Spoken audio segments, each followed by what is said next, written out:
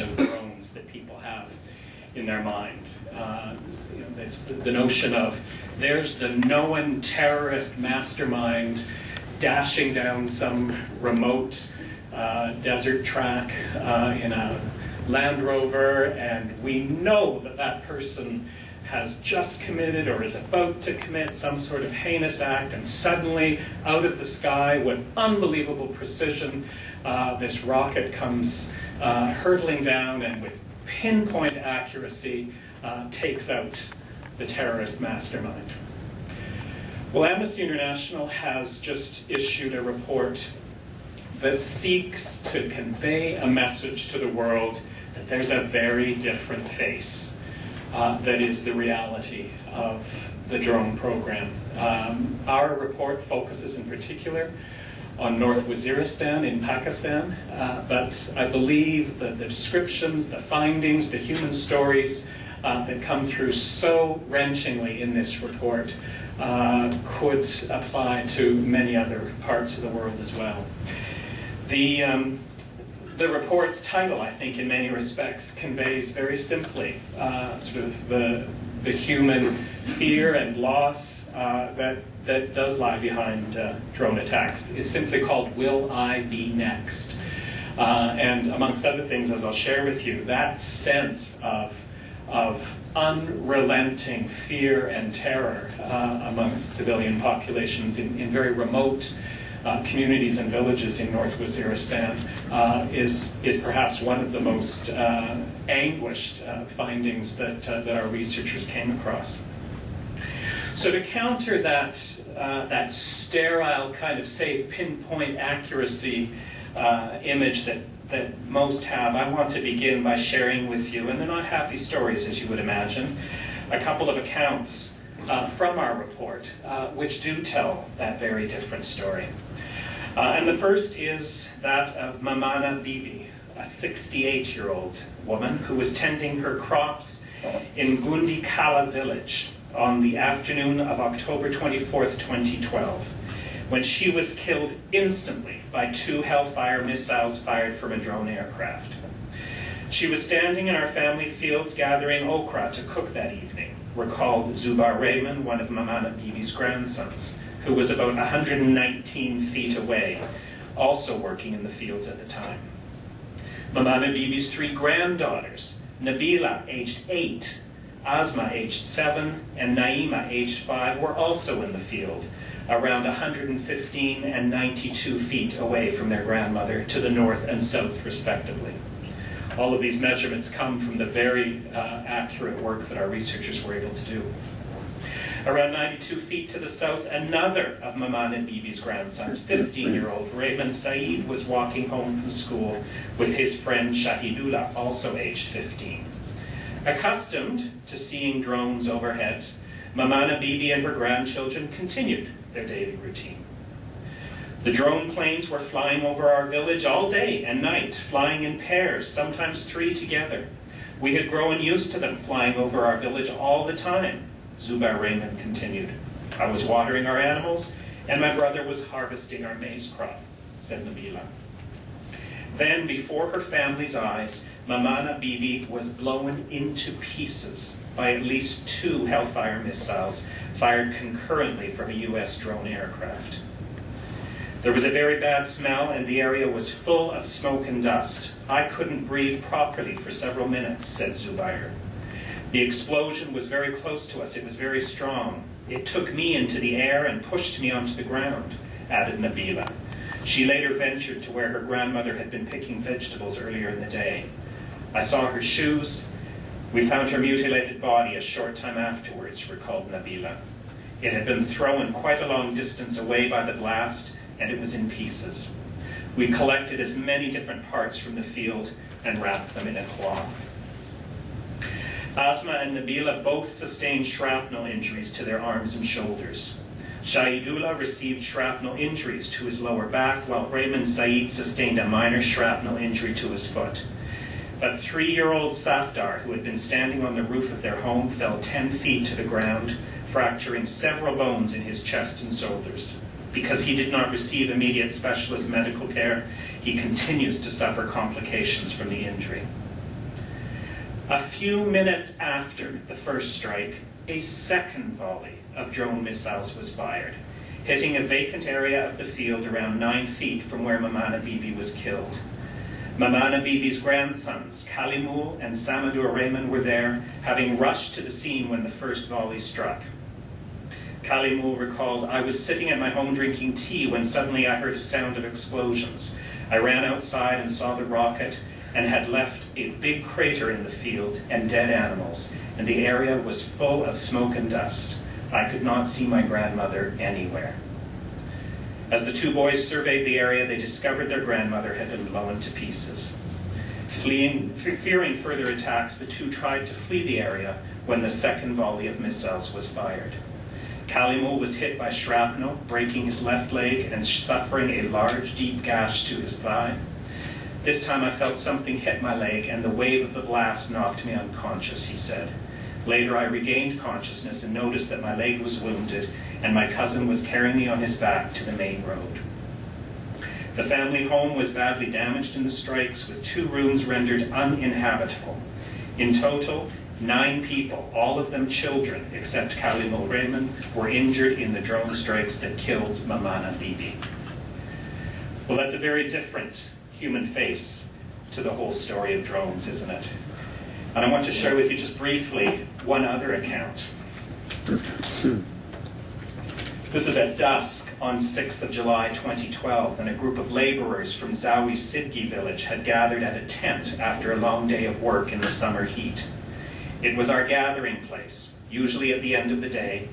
After work, the villagers sit together and talk to each other about our daily business, said Hassan, a Chromite miner and Zawi Sidgi resident who was praying in a local mosque at the time. 4 drones that had been hovering overhead for some minutes and were clearly visible to residents in the crimson dusk light. Suddenly, witnesses recalled, the sound of multiple missiles could be heard piercing the sky, hitting the tent, and killing at least 8 people instantly. When we went to where the missiles hit to help people, we saw a very horrible scene. Body parts were scattered everywhere. I saw bodies without heads and bodies without hands or legs. Everyone in the hut was cut to pieces. Some villagers ventured to where the tent once was to search for survivors and sift through the devastation. Then a few minutes later, again, the drones, which witnesses recalled hearing hovering overhead after the first attack, fired another series of missiles targeting those who had come to the scene. At least another 6 people died instantly, and at least another 2 died minutes later from the wounds sustained in the attack. Well, imagine if either of these cases, rather than missiles being fired from a drone flying far overhead, triggered by a controller hundreds or thousands of kilometers away, imagine if the attack was carried out by soldiers on the ground, closing in on a 68-year-old grandmother tending her crops, or firing an RPG at a tent in which tired laborers were resting after a long day's work. Well, suddenly the human rights and humanitarian law concerns are much clearer, and the criticism and outrage would, I think, be more obvious. But with drones, somehow, that distance, that lack of a pilot up there right above in the sky gives it a different flavor, makes it easier to dismiss complaints that the attack may be unlawful. No human in the cockpit, so suddenly no sense of human failure or wrongdoing, and no need for human accountability. Well, our report is one more contribution to the important effort to change that discourse and debate about drones, and to make it clear that the concerns about possible violations, very serious violations, you hear it in those 2 accounts, of a whole range of international human rights and international humanitarian laws, are very real and can no longer be shrouded in some sort of mechanical secrecy. The report, as I said, focuses on drone attacks in North Waziristan, Pakistan, but the concerns, the analysis, certainly the legal issues, and importantly, the human dimension, are undoubtedly similar elsewhere. I expect we will hear much overlap in Fareya's comments. You certainly hear it in the heart-wrenching accounts of Mamana Bibi's death and in the slaughter at Zawi Sidki. And it comes through in all of the research that went into our report. The human impact, human rights violations, breaches of humanitarian law is wide-ranging. The toll, an untold number of people, women, men, and children killed, while some, even many, may have been involved in armed groups and possibly even in active combat, it is clear that many are civilians, including young children and the elderly. And for every person killed, there are many more who are injured, often very serious injuries, such as lost limbs. Clearly, there is considerable destruction of property, homes, fields, and with the destruction, people's livelihoods, often everything they own. The fear, stress, and anxiety associated with drones can be nearly as debilitating as the impact of actual attacks. One person described it this way to Amnesty: everyone is scared, and they can't get out of their house without any tension and from the fear of drone attacks. People are mentally disturbed as a result of the drone flights. We can't sleep because of the plane's loud sound. Even if they don't attack, we still always have the fear of attack in our mind. Often overlooked is the particular impact of drones on women and girls. North Waziristan society is intensely patriarchal, and most women and girls have limited access to education and public life. And women describe to Amnesty researchers how powerless they feel to influence decisions made by their communities and even their families about supporting or even becoming involved in armed groups like the Taliban. And those decisions, of course, then put communities and households at dramatically increased risk of being targeted in a drone attack. One woman told Amnesty researchers, "I have a lot of reservations about bringing the Taliban inside the house. Multiple times I have asked my younger son not to bring Taliban into our guest room, but he never listens. My fear is that it can be targeted at any time by drones or the army." Another woman said similarly, "Women have no option but to follow what they decide. All the major decisions are being taken by the male members of our family, including whether or not to invite members of the Taliban and other groups into the home or provide them with other assistance, and that's what puts us at risk." In our report, we have highlighted a number of very serious dimensions to the design, the implementation, and the oversight of the drone program in North Waziristan.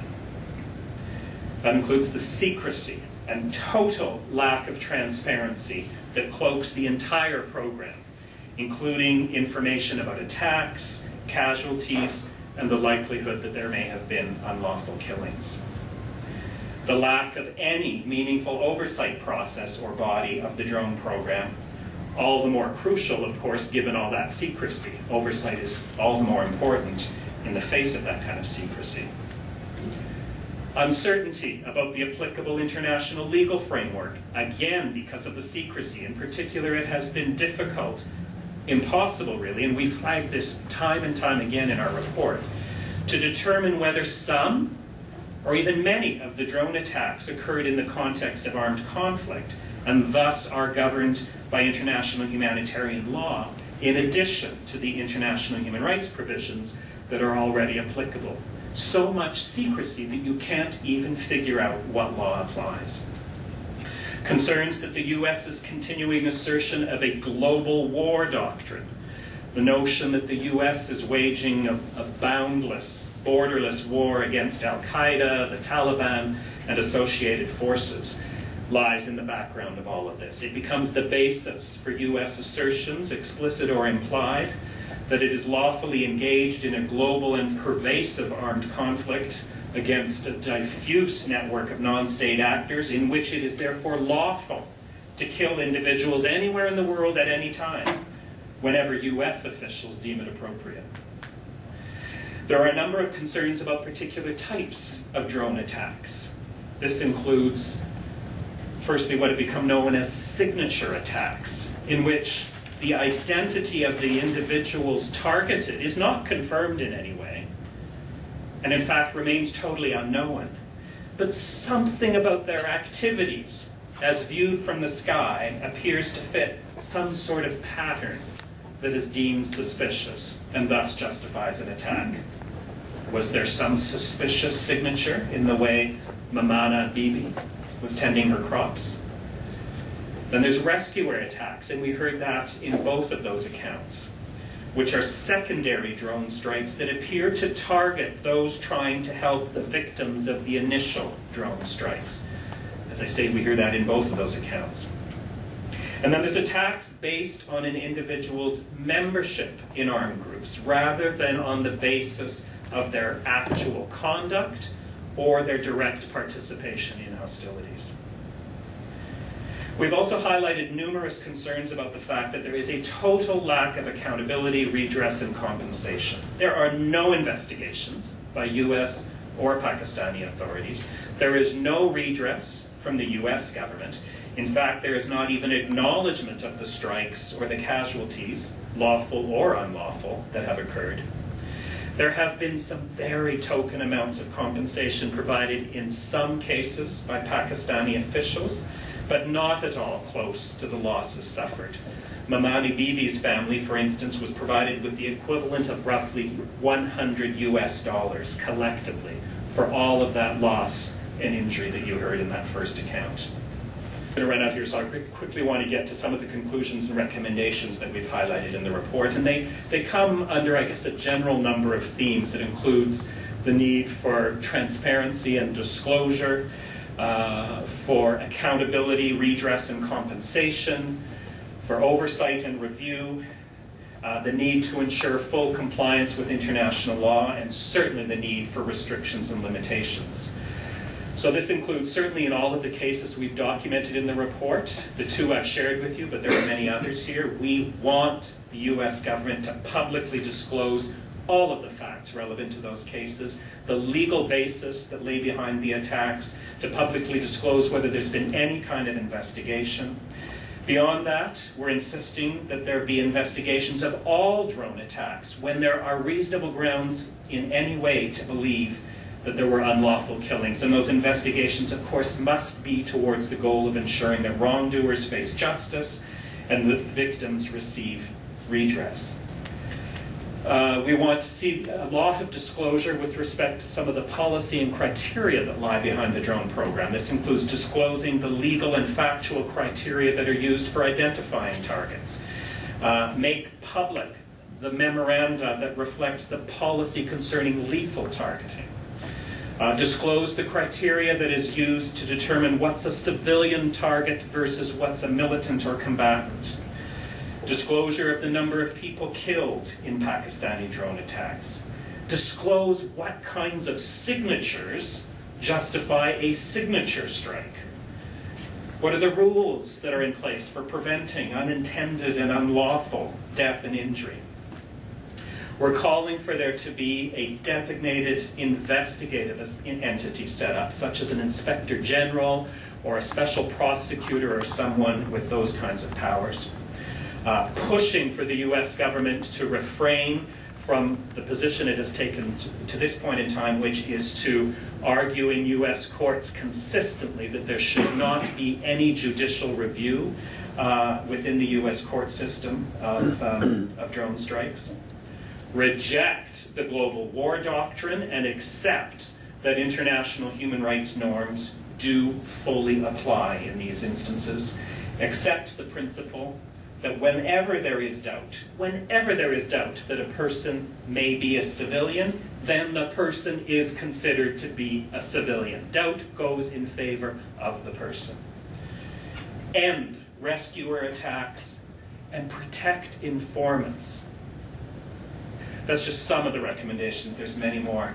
The last point I want to make is, the report, I think, conveys a very strong message with respect to the legal and the moral imperative that lies behind the need for substantial changes to the drone program.